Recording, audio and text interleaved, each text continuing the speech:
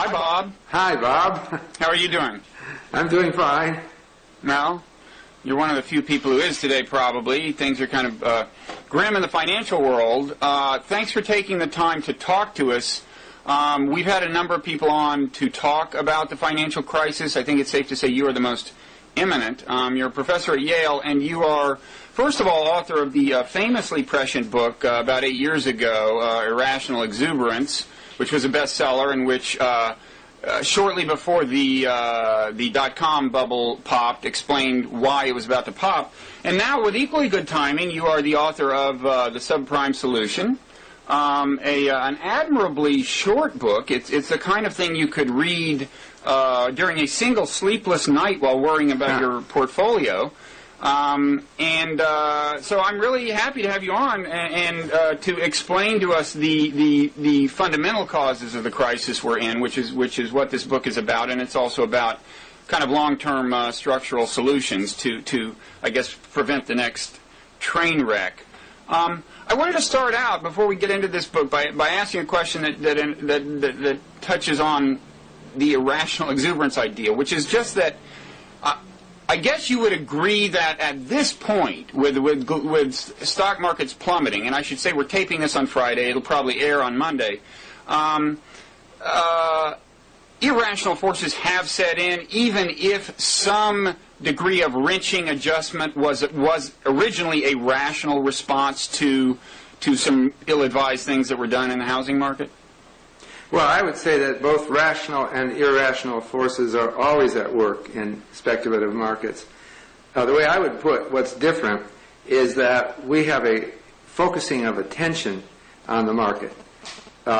This is one of those days when people will stop you on the street and say, "Did you hear what's going on in the market?"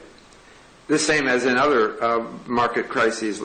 And so it brings everyone in, and all kinds of decisions are being rapidly made, some rational, some irrational. But the essence of it, I think, is that time is being sped up, and that people are getting to making decisions that they've been maybe thinking about for months, and now they're doing it. Yeah, and they're starting to do it, are they not, on the assumption that maybe the stock market decline will just not stop for a long time, right? I mean, just fear is driving a lot of this, right? Well, one thing that is really significant is that people are talking about the Great Depression as if it could happen. Mm-hmm. I've been inclined to bring up the Great Depression in my macroeconomics lectures for all of my career, but it never seemed real, and I wouldn't claim that it was imminent. Most people thought it couldn't happen again. Now they're changing rapidly, and that change represents a major shock to confidence, and I believe it's a shock that won't go away for some time. Yeah, when I've been saying for years, how do you know the Great Depression won't happen again? And people always say, well, we learned so much about what we did wrong, and I always say, yeah, but the environment is so different now, the technological environment, and it's a much more kind of intricately globalized market, even if it was a globalized market to some extent in the 1920s, and who knows what lessons we actually haven't learned. And I think what's going to happen this weekend is interesting, and of course people will be viewing this after the fact, but you're going to have two meetings of global leaders, and I'm wondering, first of all, what your expectations are, but also whether, to some extent, what we're going to learn is that we need to have more in place in the way of global institutions to deal with crises like this, or is that not your view? First of all, going back to what you said at the beginning, in 1929, people said, we've learned a lot. There was this 1907 crisis, and we reacted to that crisis, and we created the Federal Reserve System, which was designed to prevent this sort of crisis.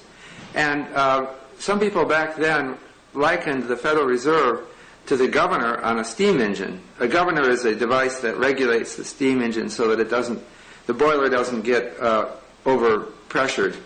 It lets off steam when the pressure gets too high, and it allows the pressure to build up when it gets low. So that was an engineering analogy. So it was clearly thought in 1929 that we had figured out how to stop this kind of thing. And I think you hit the nail on the head when you say that the situation is always changing. And so we've entered a new phase in the economy that is not adequately controlled by this 1913 institution, the Federal Reserve. Mm-hmm. And then you were moving on to something about whether we need global coordination. Mm-hmm. Well, that sounds like a good thing, I suppose, but I'm not overly convinced of that. Recently, a couple of days ago, the central banks of the world announced coordinated rate cuts of 0.5 point. Mm-hmm. Now that sounds very coordinated, I guess, but if you look at the starting rates in these different countries, they're very different. Mm-hmm. And so you have to ask, well, what's the point of doing a coordinated rate cut? I suppose it has some psychological significance. It looks like we're cooperating, and I guess that's a good sign. Well, yeah, and if you believe that at this point the main immediate problem is trust and confidence in the system, there's something to be said for sheerly symbolic things, right? Oh, that's right, yeah. Let me ask you, what are you hoping will come out of these 2 weekend summits? I guess we've got on the one hand, G7 leaders, and on the other hand, we've got, do we have both IMF and World Bank meeting as it happens this... That's this weekend, yeah. Well, what would you like to see? I mean, I think it's kind of 2 days of opportunity for somebody to do something that convinces the world to calm down. What are you hoping will come out of all of this? Well, this relates back to themes that were in my book. In the first stage, I think that we have to maintain a sense that justice is served. Mm-hmm. And this is your most recent book you're talking about, the Subprime Solution, right? That's right. Okay. That we have economic institutions that, while they may have to be abrogated at times, we have to do that with a plan and limit the extent that we do. We have to treat people fairly. And issues of fairness are cropping up again and again right now. When you bail somebody out, there's always somebody else who's not getting bailed out. And it sounds like madness. And this sense of chaos is part of what's driving the confidence problems.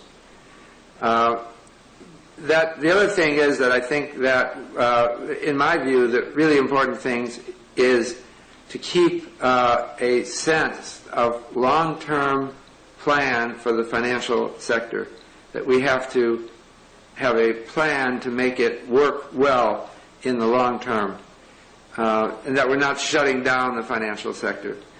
All these things I put under the heading of democratizing of finance. We have to make sure that finance works for the people, and that the financial markets are redesigned to function well, to promote the welfare of our world's people.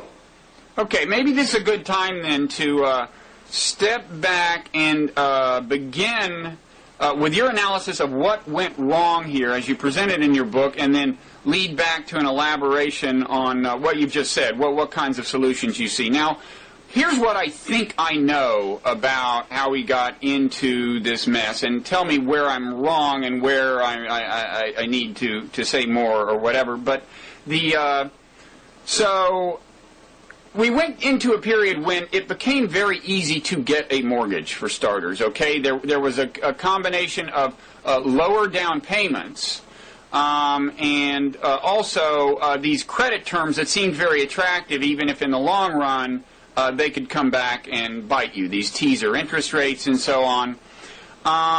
And so that created a situation where, first of all, you had some homeowners who could potentially default should things turn south, and moreover, the ease of getting the real estate accentuated the tendency for this bubble to develop, and thus increased the likelihood of ultimately things heading south. and meant that, once they headed south, there were a lot of vulnerable people. And then aside from that, there was this so-called securitization of mortgages. This new way in a new process in terms of what happens to a mortgage after you take it out. In other words, it's no longer the local bank you got it from that actually owns the mortgage. This securitization process and these derivatives and so on. So my vague idea is that all of this is somehow at the root of this. What would you add to that or subtract from it? Well, everything you said sounds right, except that I would say I would trace back the roots even deeper.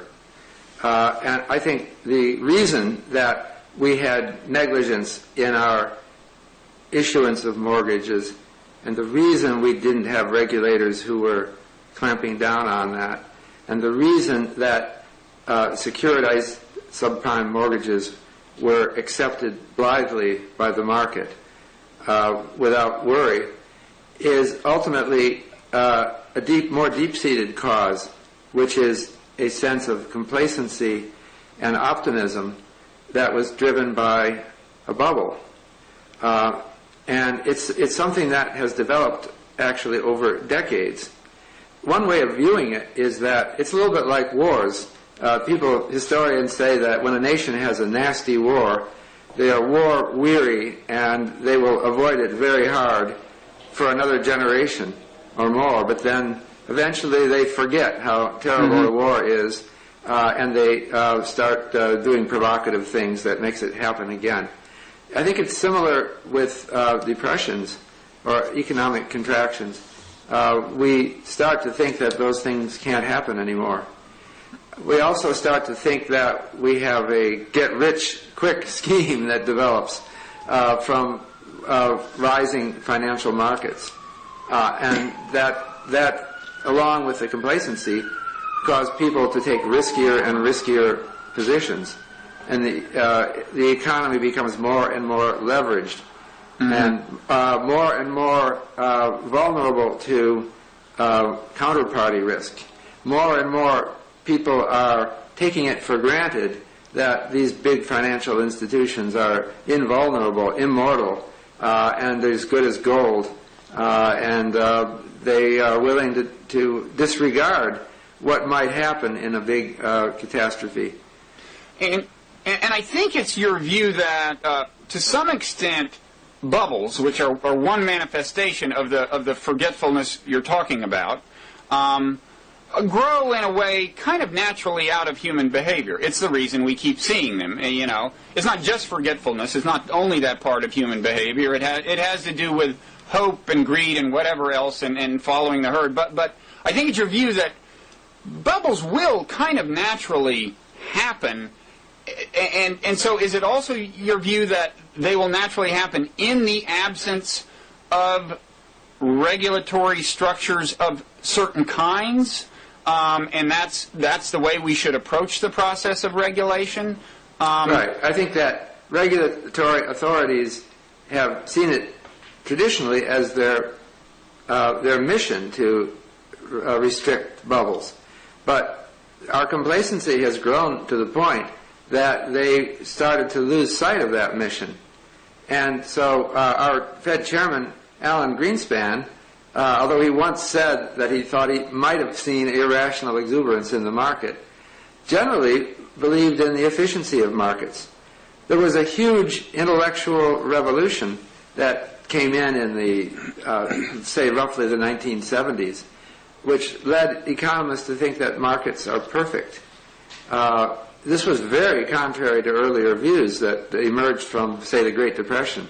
Fed chairmen used to come out and warn people that the market was speculative and use their moral suasion to curb it.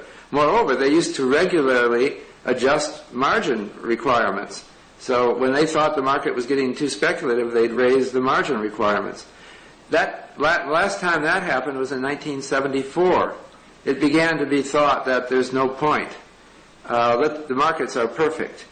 So in terms of blaming people, and By the way, in my experience, just as a pedagogical device, it's easier to explain to people what went wrong if you do associate the mistakes with individual people, because that's another part of human psychology, is people like to know who gets blame and who gets credit. You would blame Alan Greenspan, at least in part. Well, I didn't mean to single him out.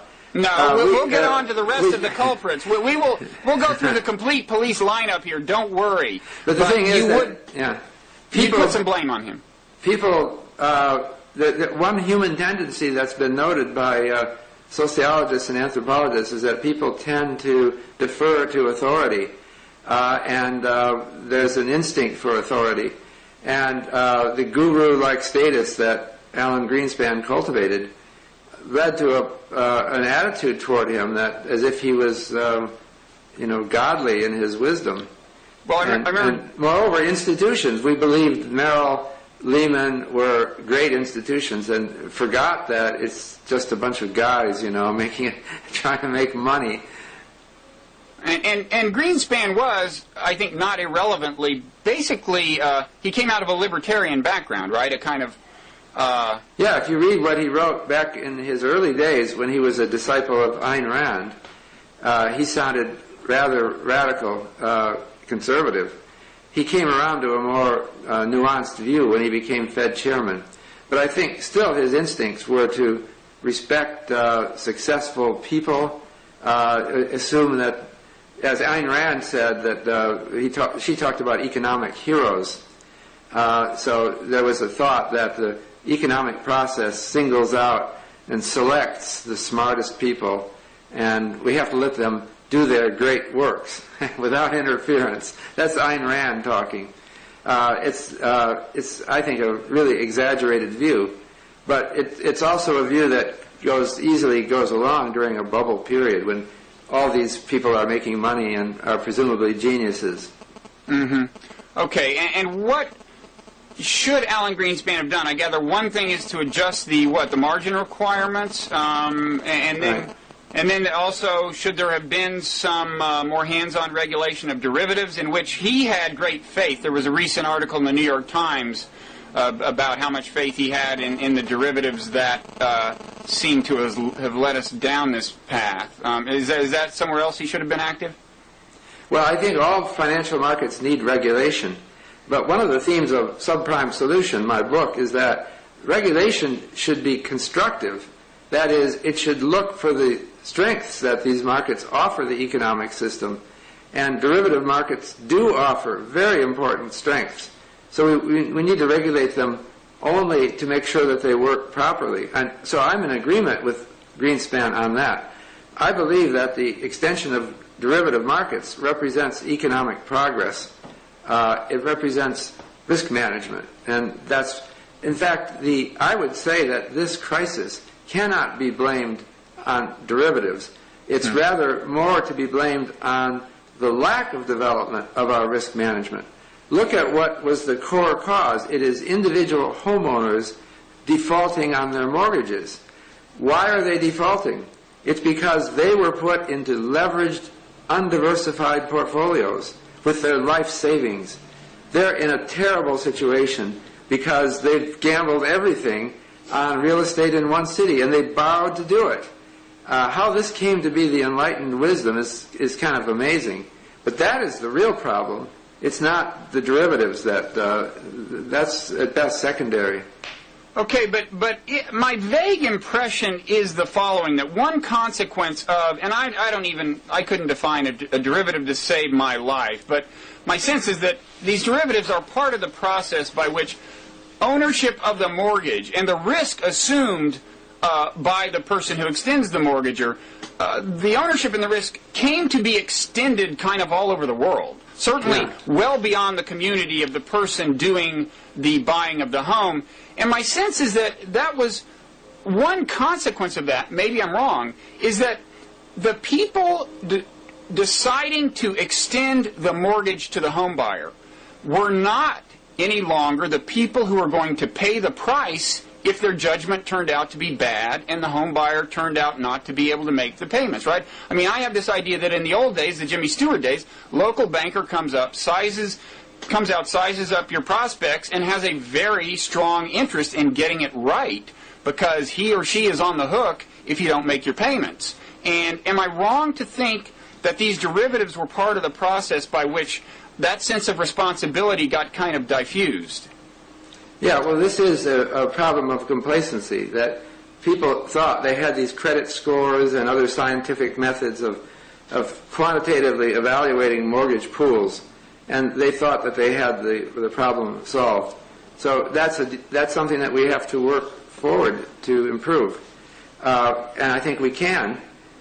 We don't, but we still want to see the risk spread. That's ultimately the way we achieve diversification and risk management. I was just saying that we are living in a situation where the risks were not spread well at all.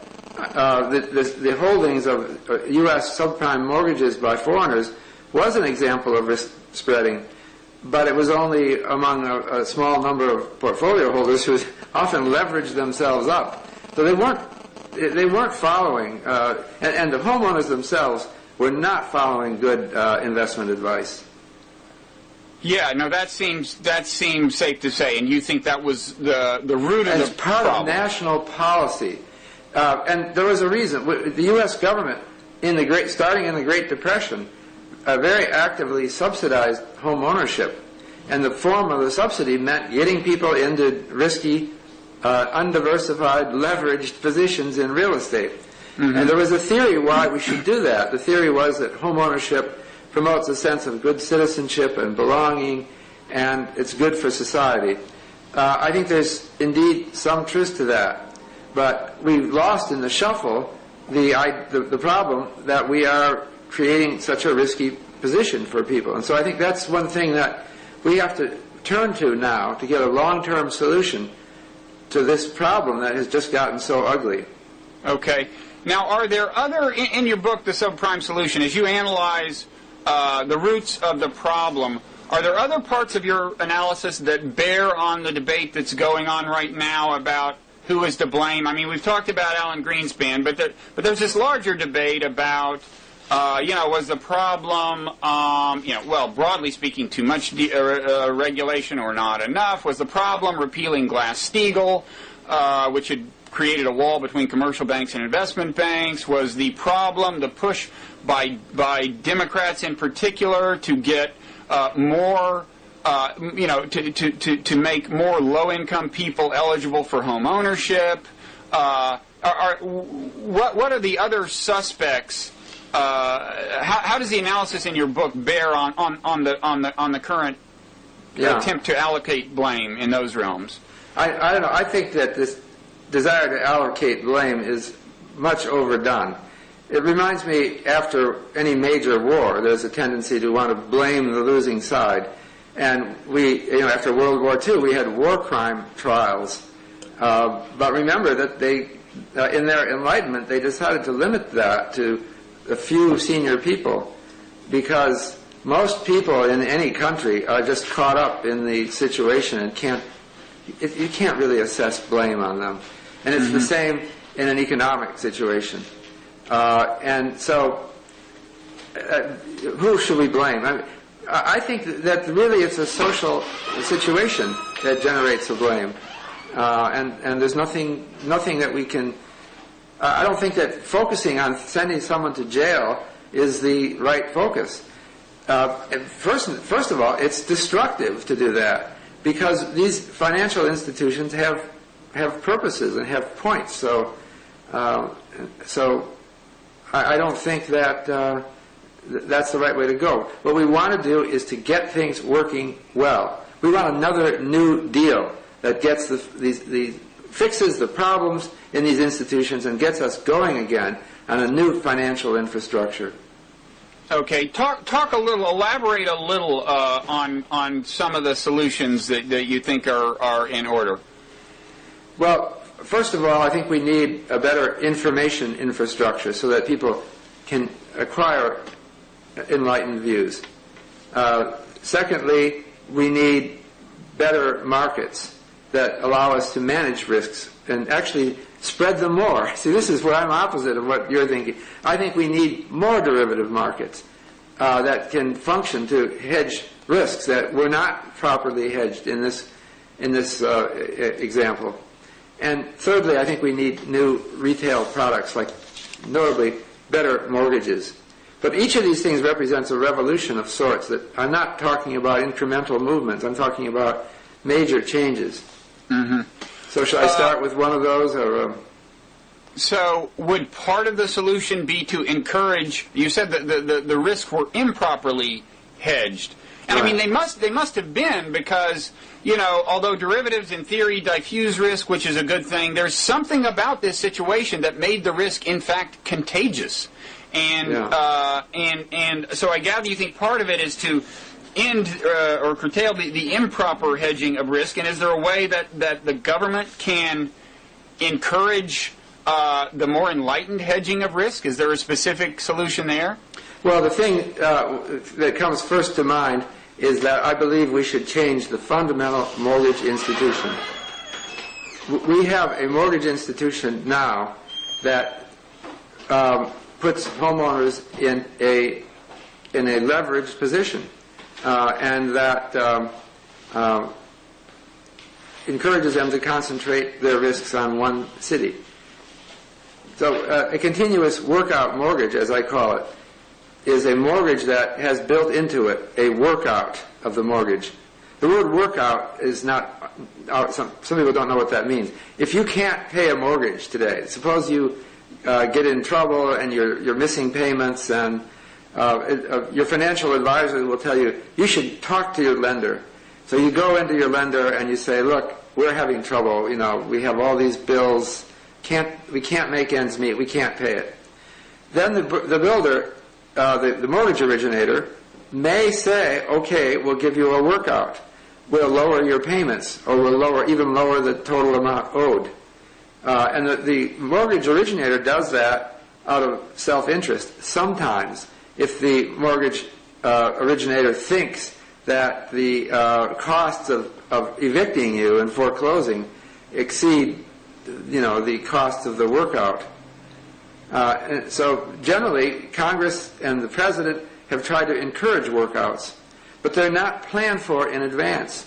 So the very first step is that if we recognize that there are economic circumstances where widespread workouts are a good thing, we should plan for them. They should be in the initial mortgage contract. Okay. And that's a matter of federal regulation? It's not really a matter of regulation, because it's not against the law to issue contracts privately like that. It's more an issue of coordination. And so I think what the government has to do is analogous to what it did to create long-term mortgages in the 1930s. So let's remember, every crisis is different. What was happening in the 1930s?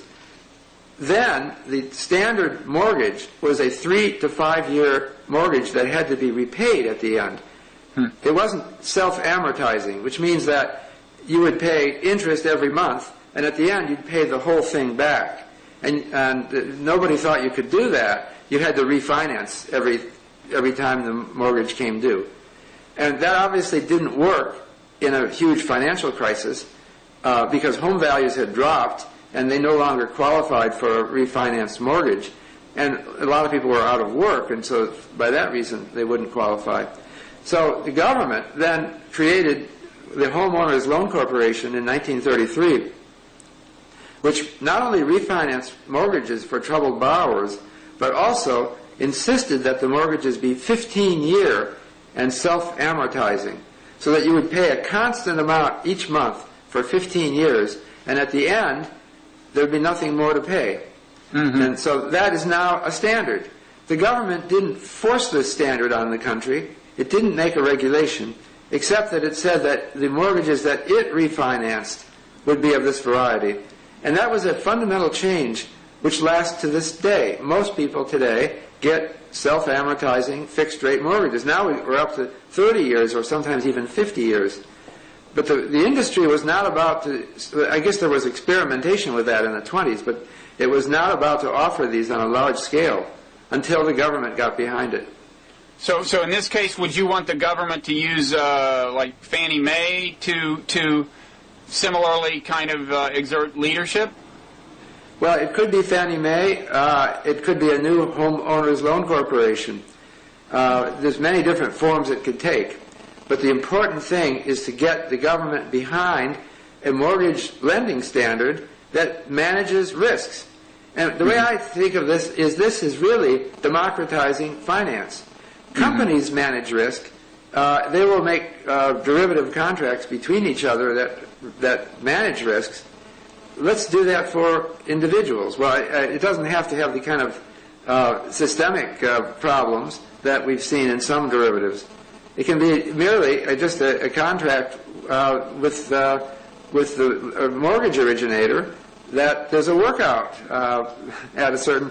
Now, one problem that makes workouts very difficult today is that they didn't even anticipate this. And so they had maybe some provisions for some kind of steps to take when a mortgage borrower can't pay. But they didn't plan for a big crisis like this. And now they've spread out, they've sold off these mortgages to residential mortgage-backed securities, and then these securities are divided up into tranches, and those are sold to CDOs, and they're split up in different ways, and then the CDOs are repackaged into they call CDO squared, and so on. All this was done without adequate concern for how we would work out these mortgages, because now the owners who might have to give permission for this are scattered all over the world. Right. So we really have to design it so you don't have to go back to those guys, so that you can just follow through the contract that will take into consideration this kind of collapse. Well, isn't that an example where the structure of the securitization and/or the derivatives was part of the problem in complicating a workout? That's right. But ultimately, the reason why we had that problem is not because derivatives are bad or that it was bad people who were arranging the derivatives. It was because that people thought that this situation couldn't happen. And they were in a bubble mentality, that they were thinking that the important thing to do for all these mortgage borrowers is to get them into this galloping market, get them into the bandwagon. We're doing them a big favor, and hey, the details of this mortgage, they don't matter. You know, I think people really believe this. That's why I'm not putting blame on mortgage originators. They really believed that they were doing these borrowers a favor. So even if a poor immigrant family who hardly spoke English is put into a subprime mortgage with a low teaser rate, they still believe they were doing them a favor, because they thought, well, okay, the rate's going to go up in a couple of years, but, you know, hey, if they don't want to pay that, they can always just sell the house, and they'll have made so much money on the appreciation of the house that they'll be happy they did it anyway. That was the thinking. That's bubble thinking. And that is going to be part of our future experience eventually, right? Complacency is going to set in again. So, I mean, you do have to put structural solutions in place in the long run, because human nature itself is not going to change, right? Right. Well, I think our thinking about financial markets is evolving a lot because of the advent of behavioral economics, which is, I think, the most significant revolution in economics and in finance of the last couple decades. We're now starting to think about human nature and not rely exclusively on models that assume that every single person is calculating and maximizing accurately. They're not. We know they're not. And we have to then start thinking about how to design financial products for real people.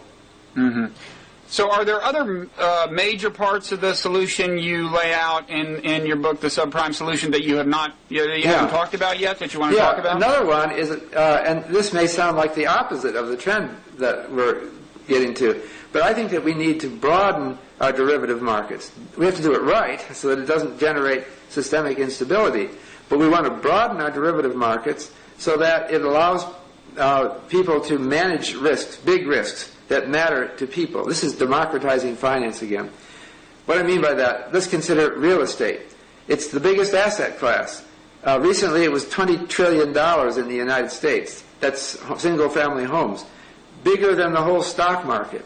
Spread out widely over many people. and very illiquid and hard to trade in. So there was no way to hedge this risk. So I've actually been involved for years now trying to improve the management of real estate risks.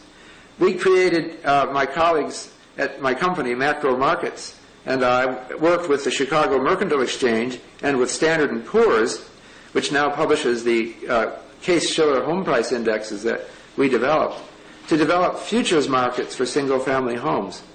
And we now have futures markets for 10 U.S. cities, and also for an 11th market for the aggregate of the 10 cities. And with these markets, it becomes possible to manage real estate risks in a systematic way. So if I participated in the market, I could, bet that the real estate market in Chicago will go down over the next year, for example? Well, you could, and you can. Chicago is traded today. You can do this. It's not hypothetical. However, futures markets are sophisticated markets, and I don't think that most retail homeowners will get into them. Instead, I think that companies will offer products that are risk managing for homeowners. So what I would like to see is what I've called a continuous workout mortgage that will guarantee to a homeowner that if your home price falls, your mortgage payment will fall too, and your mortgage balance will fall too, so that you're protected, so that you won't get into this negative equity situation where your mortgage is worth more than your house. So that it would be continuous, that every month your mortgage payment would be adjusted, so that you never get into a negative equity situation. Then you ask, how can a bank offer such a thing? That puts risks on the bank. And that's where the futures markets come in, or other derivative markets. We have to be able to protect the bank, or the mortgage originator, the mortgage holder, from the risk that home prices will go down. And so ultimately we put that in another market and spread it all over the world. So that's where the futures market comes in. It means that the bank can, in fact, in some sense, however indirectly, place a bet on the market falling, so that if it indeed has to adjust downward what it's going to be receiving from the homeowner, it will have as compensation the fact that it won that particular bet, in a sense. That's right. Well, that's hedging. The general public is not very familiar with hedging, and that's a problem, a political problem, because they tend to associate futures markets with gambling. But actually, futures markets, well, there are some gamblers who play the market. Futures markets are actively used by businesses to hedge their risks, and they could be used to hedge the risk of writing mortgages that help protect homeowners. That's why that's the message of my book, that I want to think constructively, to think of finance as a technology. And let's get away from this idea that we have to rely on some existing institutions. The institutions we have are all malleable, they're all changeable, and we have to think about the ideas behind them, how they work, and how to make them work better.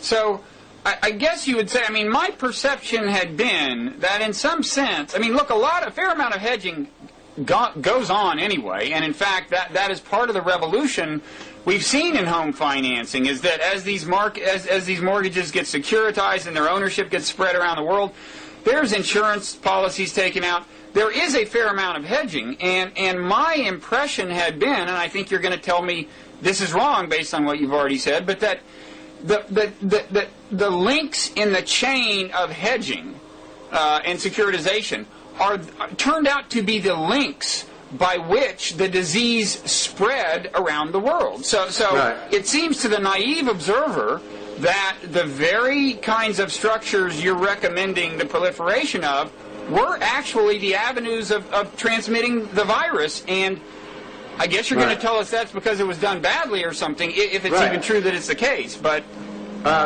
let's consider that. The way risks have been managed in many cases is for two financial institutions to make a swap between them. And this is not traded on any exchange. It's just a swap between two parties. For example, there's a credit default swap would be an example. And later, if one of the party wants to get out of this swap, he can't just go and sell on the market because he's got a contract with another party. So what they would typically do is make an offsetting swap with yet another party. And so the combined swaps cancel each other out. But they only cancel each other out under the assumption that both parties are living up to their side of the bargain, both counterparties. What we're seeing now is a failure of the counterparties. Once you have a whole web of contracts, once you have this web of contracts, the whole thing is vulnerable. Now, I have actually a very specific alternative that I'm working with my colleagues at Macro Markets to propose, which is that we create exchange-traded risk management contracts that are traded on the stock exchange. So we can create a contract that's based on some economic index, either long or short the index, which has absolutely no counterparty risk, and it can be used as a hedging vehicle. So, for example, we have had oil contracts that we think should be very useful for people. People in countries that are not oil rich, they should buy oil, and it should be part of their portfolio. So we wanted to make it possible to put a share in your portfolio that represents a barrel of oil. And there are other people who are overexposed to oil risk. And so we wanted to have it possible for people to put a share in their portfolio that represents a short on a barrel of oil. And the whole idea is to balance your risks. So oil is another example of a risk that hasn't been managed well. If you manage these risks, they don't bite you. Okay. So you've talked about kind of your solution at two levels. One, insulating the homeowner from risk, and kind of relatedly, insulating the ultimate mortgage owner from risk, or risk insulation down the chain of securitization. Both of those things you think could be improved. Are there other major parts of your solution that you haven't talked about? Yeah, well, another thing is I believe that we have to get financial advice to more people. Some kinds of advice that were known by financial experts were not getting through to the general population. Now, I wasn't including in that the idea that we're in a bubble, because apparently many financial experts did not perceive that. But even beyond that, though, there was some ideas that I think were widely understood that didn't get out, that would have been helpful to get out. One of these is that adjustable rate mortgages could be a big problem when they reset upward. Very simple reasoning. The Fed in the around 2002 to 2005 had very low interest rates.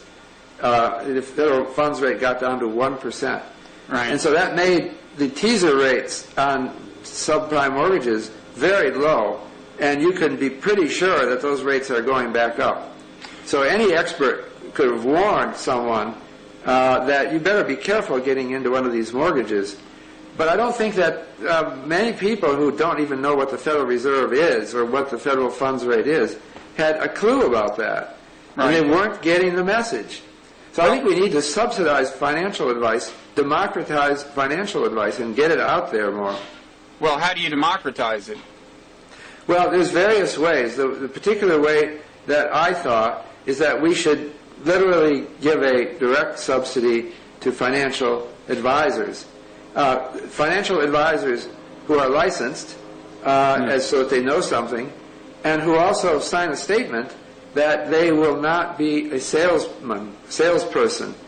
In other words, they won't take commissions for steering someone toward a product. The real problem that got us into this mess, you might say, and which bothers me a lot, is that most lower income people had no one to talk to who was knowledgeable about finance except salespeople who were trying to sell them something.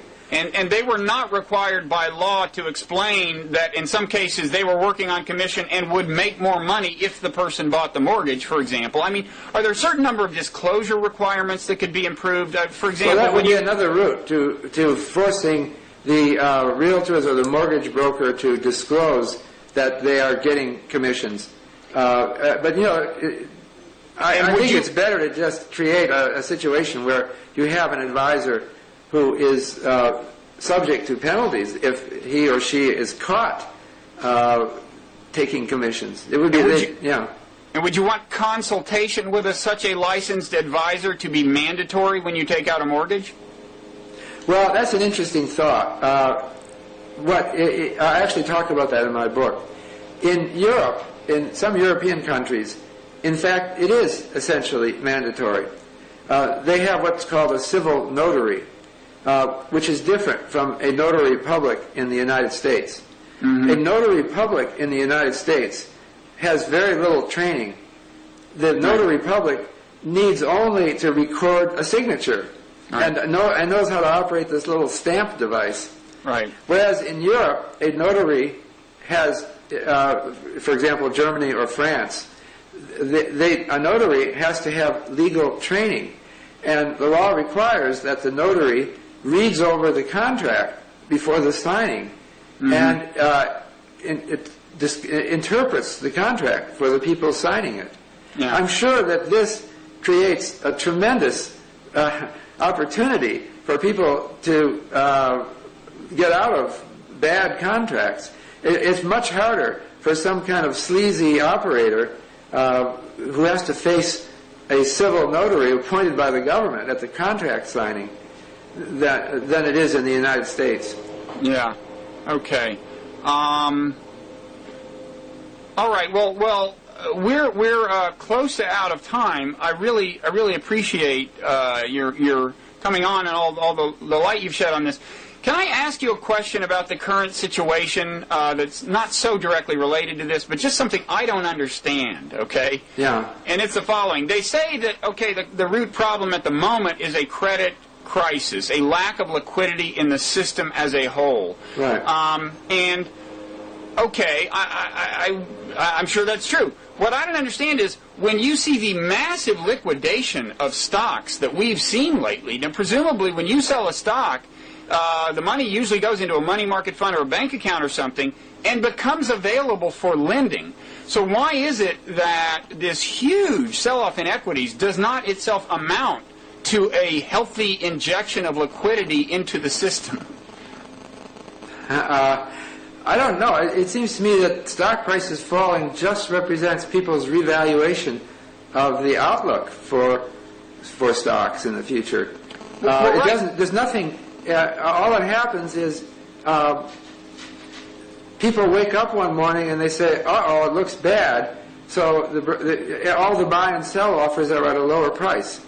It doesn't do anything. That's all it does, is that the broker this morning, instead of hearing a price of $30 a share, is executing trades at $30 a share. The broker is executing trades at $20 a share. Money doesn't flow anywhere.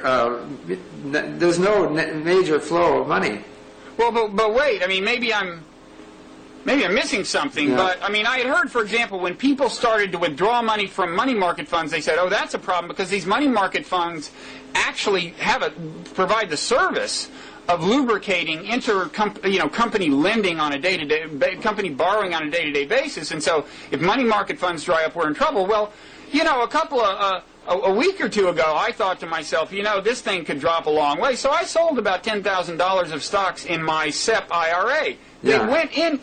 That money went, so I now had $10,000 more in money market funds. Presumably, I had increased the amount of money available for borrowing. I had injected liquidity into the system, right? No. That's not right. All you did is you swapped with someone else. So you swapped the other side of that trade was another person like you who had the opposite opinion. So you lost a share and you gained a money market. The other guy lost a money market and got a share. So there was no change. So that's kind of terrifying. I now understand what you mean because people forget that for every buyer there's a seller, and when you sell stocks, it goes to someone else. There are millions of people going into the market today to buy. In fact, I know exactly how many because the number of shares bought is exactly equal to the number of shares sold, and it's the price that adjusts. Right. And so the liquidity is drying up on one side of the deal and increasing on the other side. Yeah. And that's okay. So much for that, Hope.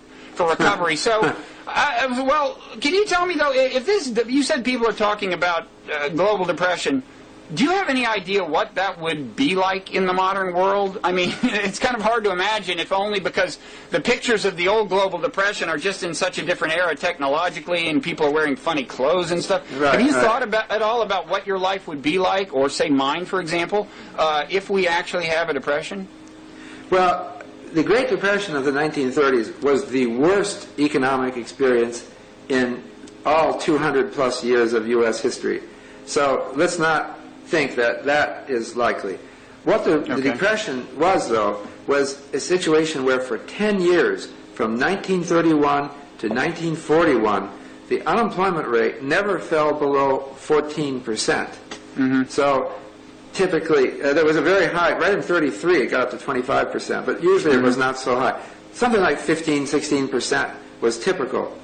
Not so hard to imagine, though, because we have seen high unemployment rates in the 80s and 90s in Europe.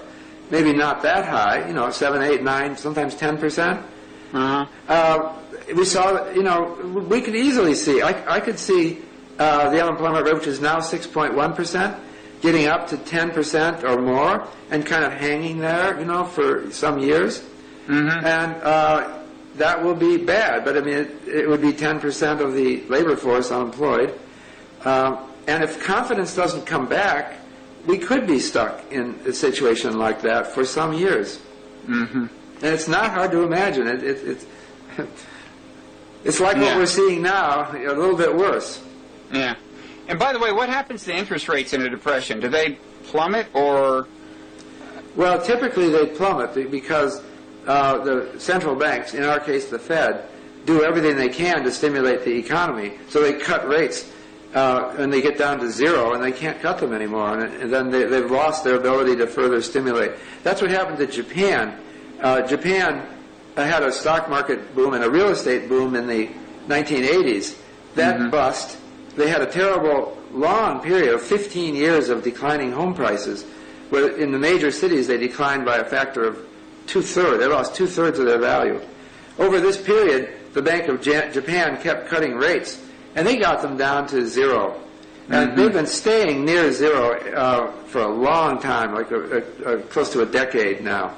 And it doesn't seem to be enough. I mean, it's not the end of the world. I mean, I could say this positively.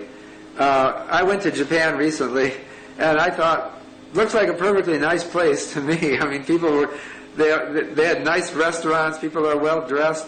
It's just not growing. The economy is not growing. It's a little disappointing. Young people don't find the opportunities that they wish they'd find, and they have falling prices for a long time. The stock market is way down for a long time. And the good news for consumers is that stuff gets cheaper, I guess. If you do have a job, stuff gets cheaper. Well, it's not a great situation, and no. So, but I wouldn't be. It's not the end of the world. It's just a slowdown, and some people do very well in depressions.